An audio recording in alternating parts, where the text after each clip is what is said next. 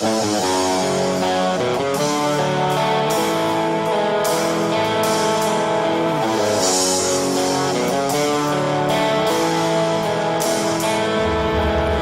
7 veces cae el justo, Jehová lo levantará. Y confiamos en tu palabra, Señor. Por eso Escalando dice: escucha. Después de la caída, ¿quién es el que queda? El Salmo 51, vamos a dar lectura a los versos 1, 2, 3, 4 y creo que el 8. Salmo 51, 1, 2, 3, 4 y el 8. Ten piedad de mí, oh Dios, conforme a tu misericordia. Conforme a la multitud de tus piedades, borra mis rebeliones, lávame más y más de mi maldad y límpiame de mi pecado. Porque yo reconozco mis rebeliones y mi pecado está siempre delante de ti. Contra ti solo he pecado y he hecho lo malo delante de tus ojos, para que seas reconocido justo en tu palabra y tenido por puro en tu juicio. 8. Hazme oír gozo y alegría, y se recrearán los huesos que has abatido. Padre, muchísimas gracias. ¿A quién nos podemos encomendar sino a ti? Gracias por haber compartido conmigo esta semana esta palabra y haber tomado primeramente yo para asimilar las consecuencias del pecado y entonces poder compartir con tu pueblo y bendecir a cada uno de ellos y de ellas, y que nosotros no podamos ignorar para que mañana no lamentemos nuestra condición espiritual. Así es que abrimos el Salmo 51, inspirado por ti, el roá tuyo, el soplo tuyo, para bendición de nuestras vidas. Gracias, Padre, en el nombre de Jesús. Y decimos, el Salmo 51 tiene que ver con el pecado de David. David cometió un pecado horrible, yo diría extremadamente feo, extremadamente horrible.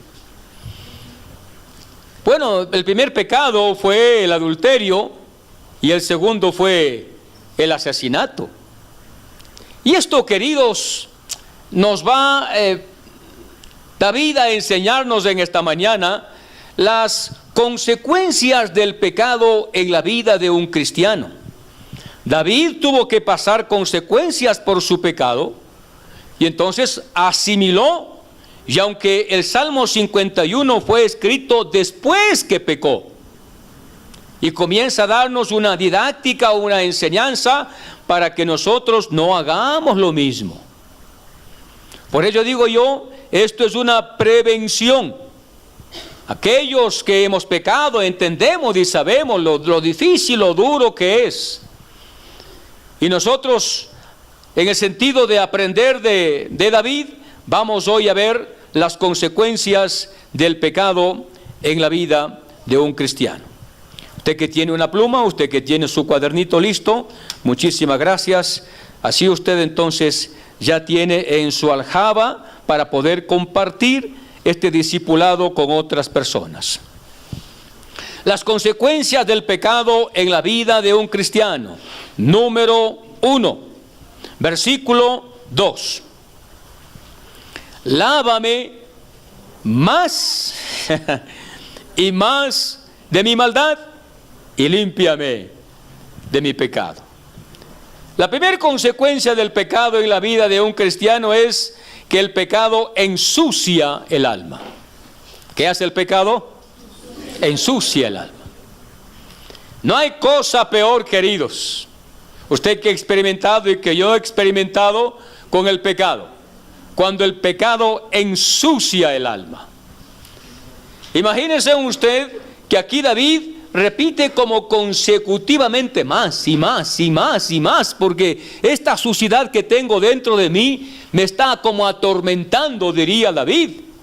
Te ruego, Señor. Ahora, yo comprendo y entiendo que David tenía siendo rey, él tenía un ambiente maravilloso. Él se acostaba en una cama con sábanas blancas, almohadas blancas, tenía un baño con un jabón, pero del mejor, perfumado, un shampoo para su cabeza, pero de lo mejor.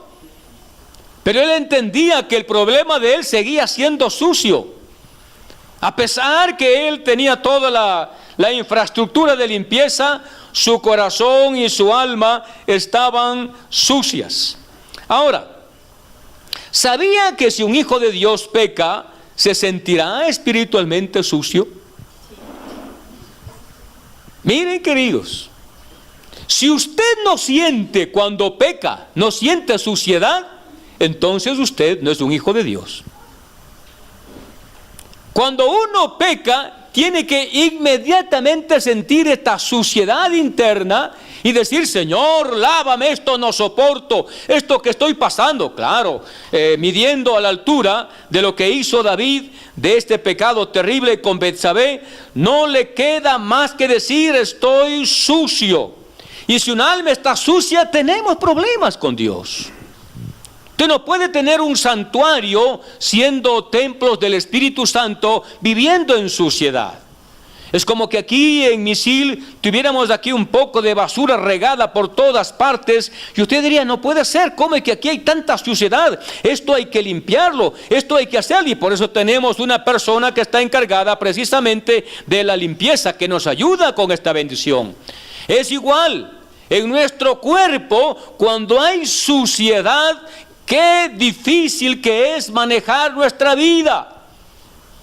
Yo no sé si a usted le ha pasado, pero cuando uno peca y se encuentra con una persona santa, uno siente como una separación, porque se siente tan sucio delante de una persona santa que ni siquiera quiere conversar, y entonces actúa de otra forma.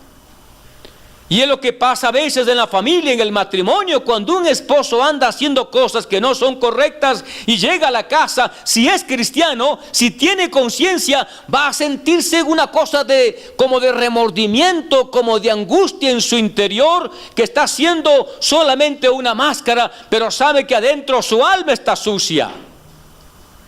Y yo creo que David, en todo su entorno, sabía que lo que hizo con Betsabé fue una suciedad. Pasó un momento con esta mujer, pero su alma estaba sucia, su alma estaba contaminada, había podredumbre dentro de él, y él no se sentía en la capacidad de poder afirmar lo que él era, un rey. Así es que David nos dice esta mañana: por favor, el pecado trae suciedad al alma. Cuiden sus vidas. Y hablamos de pecado no solamente de adulterio o droga o cualquier otra cosa. El pecado que usted cree que a lo mejor es su debilidad, eso ensucia el alma y trae dificultades a su corazón y a su vida. David nos da como un trompetazo especial de ello. Repito, si usted como hijo de Dios, cuando peca, no siente que está sucio, algún problema está pasando en su vida.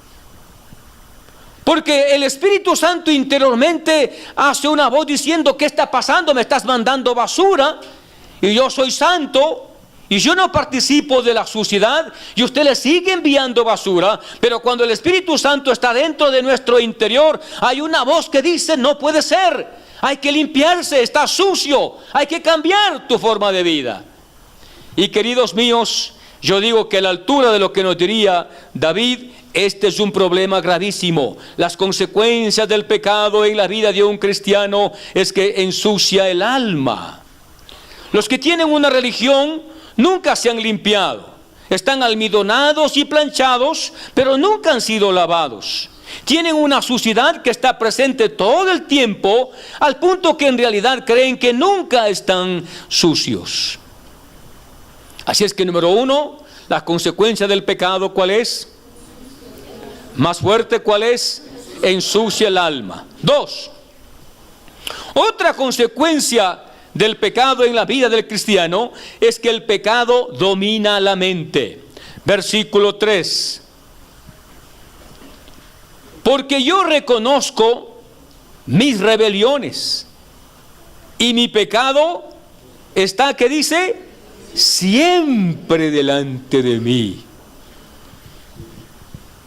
Así es que si usted adulteró, créalo, ese pecado va a estar siempre en su mente. Es la consecuencia del pecado. Va a estar usted caminando y usted dice, no, mejor me voy de vacaciones, o mejor me voy a otro lugar, o voy a dedicarme a leer libros, o voy a hacer ejercicio, o voy a caminar todas las mañanas, pero es que yo me tengo que olvidar de esto que hice yo, esto que está aquí en mi mente. Y queridos, el pecado va a estar delante de usted todos los días de su vida.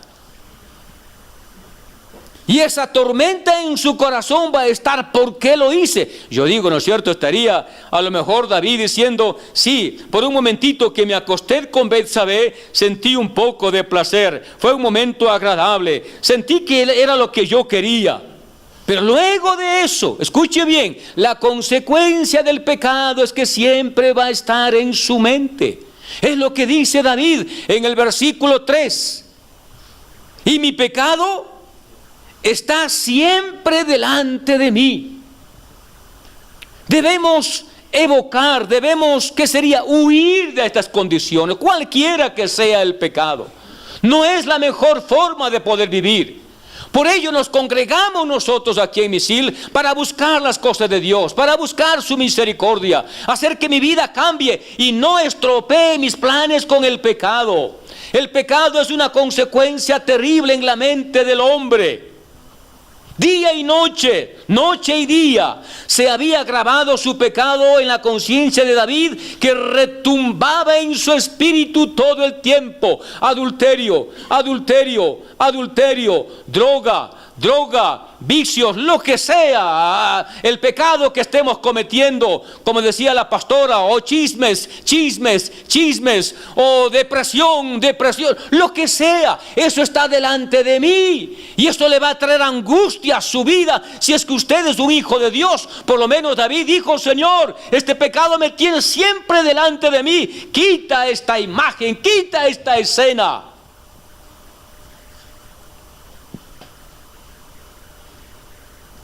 Una prueba para saber si usted es salvo no es ver si puede pecar, sino ver si puede pecar y simplemente ignorarlo u olvidarlo. No.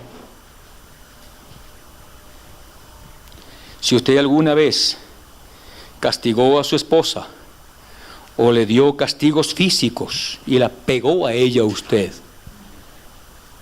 oiga, si usted no hay un cambio en su vida, eso estará todo el tiempo en su mente. Mi pecado está siempre delante de mí. Eso trae pesar, angustia. Es lo que nosotros tenemos que huir, hacer que nuestra vida sea una vida totalmente diferente. Pero el pecado, las consecuencias de un pecado es que están aquí. Mi pecado está siempre delante de mí. El pecado cometido dominaba su mente. Pueda que usted le empuje la puerta y le diga, no quiero más recordar, esto me molesta, me fastidia. Sí, pero el pecado entrará por la ventana si es que usted no ha arreglado su relación con Dios. No es lo mejor. Esta sensación de angustia hace que diga, no más, yo no quiero entrar en ningún pecado, sea el más pequeñito, el más grande, quiero huir, porque va a estar en mi mente todo el tiempo, dominándome, esto hiciste, y le puede traer una depresión tremenda, que David tuvo que hacer una confesión pública, esto está delante de mí. Si usted cree olvidar el pecado, es que nunca ha sido salvo. Vea usted, no hay forma, no hay escapatoria. Llegue a su casa, llegue a su familia con una conciencia limpia, libre. Pero ¿cómo estropea el enemigo a un santo como este cantante David, un hombre de Dios, un salmista, un hombre dedicado a Él, un hombre conforme al corazón de Dios, un hombre que buscaba al Señor, un hombre que le estaba cantando con la lira, con el arpa, cantándole al Señor? Salmo 1, Salmo 2, Salmo 3, Salmo 4, hasta que un día se descuida, un día por cosas de la vida se va a una terraza y contempla a esta mujer, y esta mujer fue la caída. Esta mujer arruinó su vida, terminó su vida, y desde ahí entonces David sacudiría su mente, y aunque estaba diciendo ahí: Señor, ¿qué pasa conmigo? Saca de mi mente este pecado, me está atormentando y terminando mi ser. Las consecuencias del pecado no son tan fáciles. 3, versículo 4. Contra ti solo he pecado. El pecado deshonra a nuestro Dios. ¿A quién deshonra? A Dios. ¿Qué dijo David? Contra ti he pecado. No dijo contra ti, Elizabeth, contra ti, Rosita, contra ti, Jorgito, contra ti, Luis. No, yo he pecado contra Dios. Esta es la imagen. El pecado no es contra una persona ni con una familia. El pecado es contra Dios. A veces nosotros, cuando cometemos una falta, y a lo mejor entramos en un... Por cierto, les cuento, queridos, esto para que oren por mí. El Señor me ha puesto en una comisión a nivel nacional de las Asambleas de Dios, en una comisión de disciplina, con líderes, con pastores. Qué puesto delicado. Qué puesto delicado. Pero ¿cuántos o cuántas he visto que han entrado en este proceso de disciplina y algunos han renegado? Es decir, su conciencia ni siquiera les lleva a decir: sí, cometí esta falta, de veras, pequé contra esto, hice mal. Si bien no llegué al acto, pero hice algo malo. La conciencia me hace entender que el Espíritu Santo que está dentro, y que siendo yo hijo de Dios, me hace decir: no, esto no puede ser, Señor. Otros lloran. Sí, dice: de veras, he pecado, he hecho esta cosa injustamente. Yo quiero pedir perdón, quiero pedir misericordia, quiero que oren por mí, mi esposa, mi esposo, mis hijos. He hecho algo malo. ¿Por qué? David diría entonces: contra ti he pecado. Pero David cometió un adulterio, y que fue contra su propio cuerpo, pero claro, también su familia fue afectada. A veces no sabemos lo que se dice en psicología, la familia sistémica. ¿Cómo afecta un pecado si lo hizo su esposa, su esposo, su hijo, su hija o lo que sea? ¿Cómo afecta a los demás? Pero siempre recuerde que el pecado no es contra una persona, es contra Dios.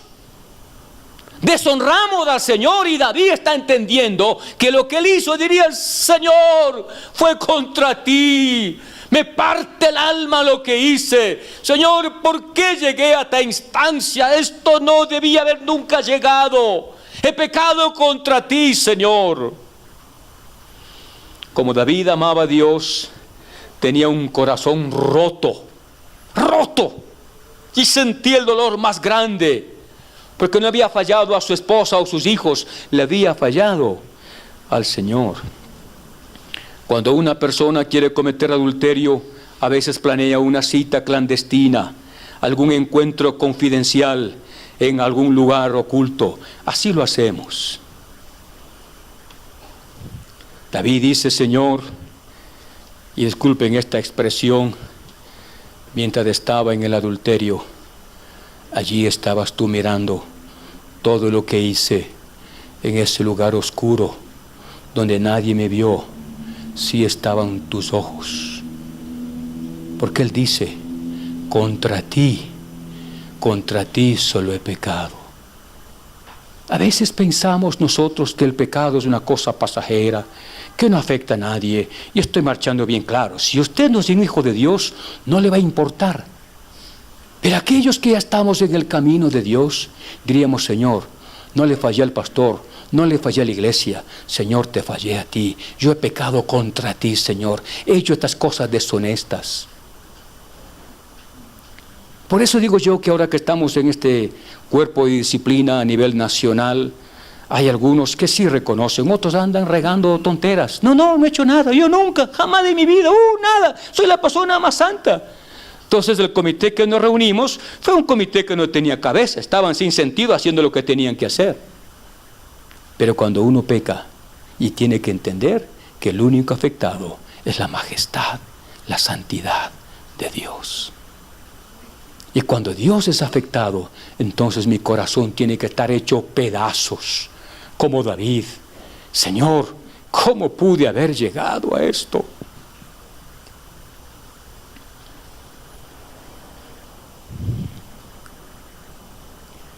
Recuerdo una ocasión, siendo pastor en Guayaquil, me invitaron a una reunión de los jefes nacionales, y no sé qué reunión era, pero de un momento X levanté la voz a mi autoridad superior, y entonces inmediatamente me dijeron que debía salir afuera, y se reunieron ellos. Cuando volví, me dijeron ellos que yo había cometido un gran pecado. No era adulterio, pero era pecado. Había levantado la voz contra mi autoridad superior. Y me cayeron 6 meses de disciplina. Yo diría, no, es que fue el momento, es que ustedes me hicieron enojar, ustedes fueron culpables, claro, es el pecado. Pero yo supe en mi conciencia que sí hice algo malo. Y 6 meses pasé sentado en la iglesia, sin orar, sin hacer nada, arrepentido, con dolor en mi corazón, por haber hecho aquella cosa que aparentemente era sencilla. Un hijo de Dios sabe que contra Dios ha pecado, y que ese corazón de Dios está roto, y que por esa condición estoy como estoy. 4. ¿Es 4? Versículo 8.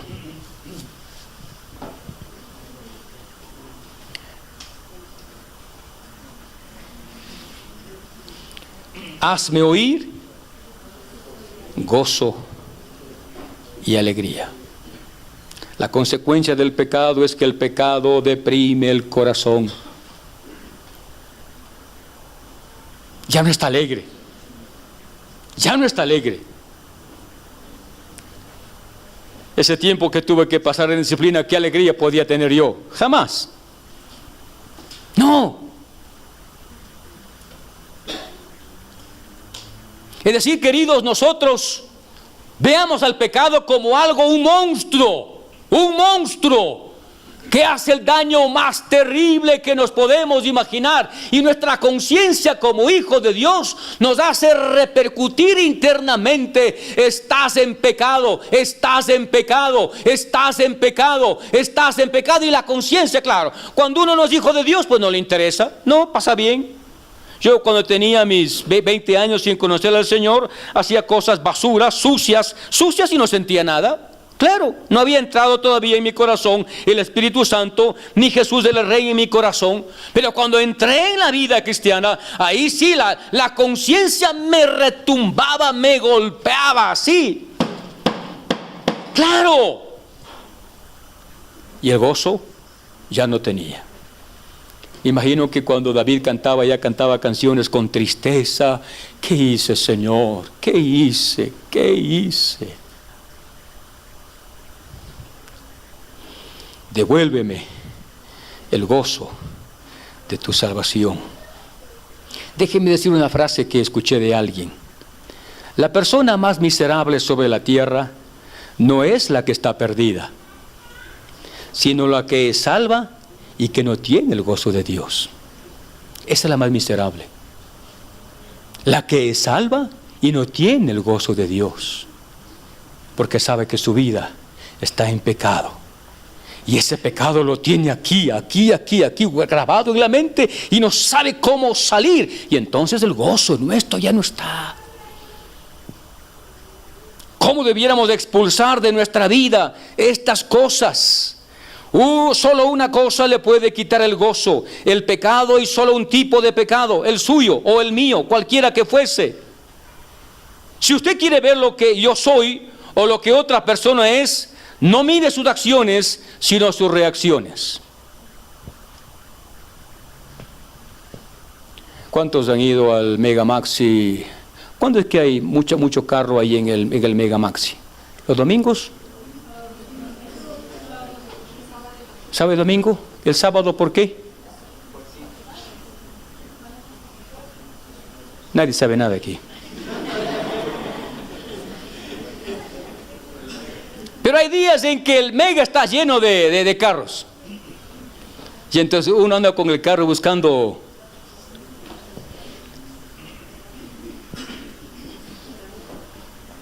Y entonces encontró uno. Y usted corre con su vehículo, pero otra persona se le viene antes. ¿Qué te pasa? Le dice, yo llegué antes que ti. No mire sus acciones, sino sus reacciones.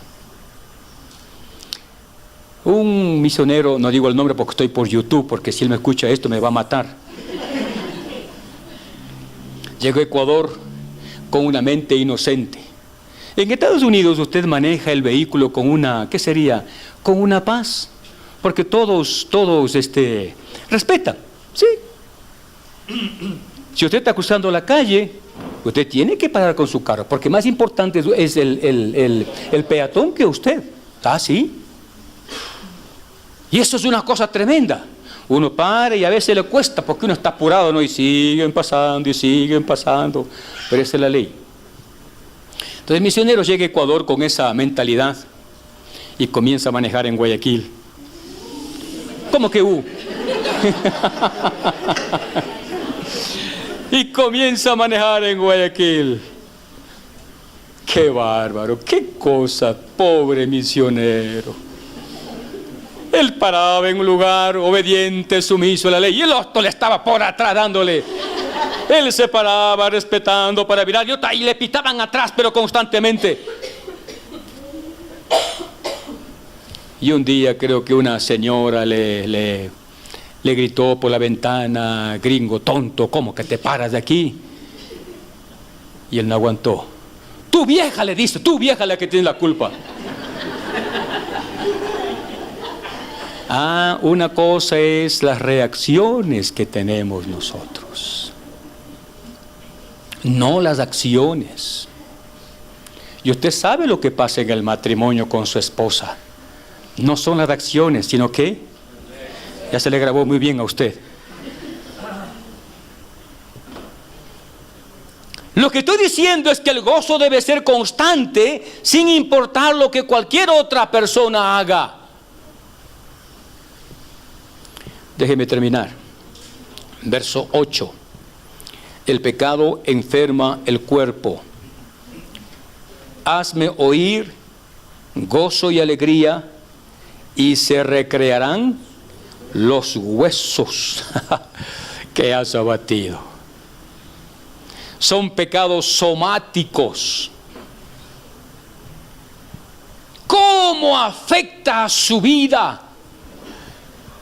Yo creo que la mayoría de pecados son somáticos. Nos enfermamos porque, como David dice, Señor, estos huesos están quebrantados, estoy enfermo, Señor. ¿Qué está pasando conmigo? Claro, Él sabe y reconoce que la consecuencia del pecado también traen consecuencias físicas. ¿Cómo nosotros tenemos de enfermedades que nosotros ni siquiera pudiésemos imaginarnos? Porque nuestra vida está reflejando la clase de pecado. Y versículo 10. Crea en mí, oh Dios, un corazón limpio, siga, y renueva un espíritu recto dentro de mí.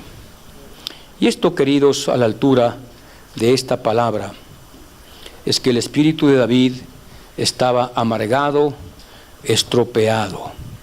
Estaba mal. Escuche, cuando usted se encuentra con una persona que está mal, qué terrible que es, sobre todo con un cristiano, que ya está lo han dañado su mente. Y usted se encuentra que es difícil tratar con esa persona.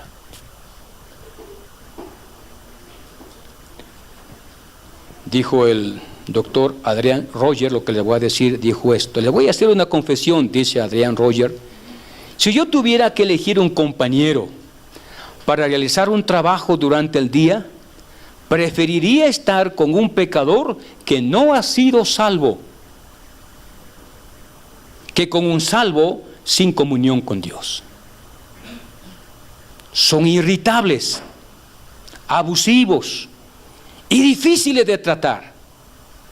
Algunas de las personas más irritables que usted haya conocido en la vida son personas sin comunión con Dios, porque tienen un espíritu amargado y nada les agrada. Por ello diría David entonces en el versículo 10: crea en mí, oh Dios, un corazón limpio y renueva un espíritu recto dentro de mí.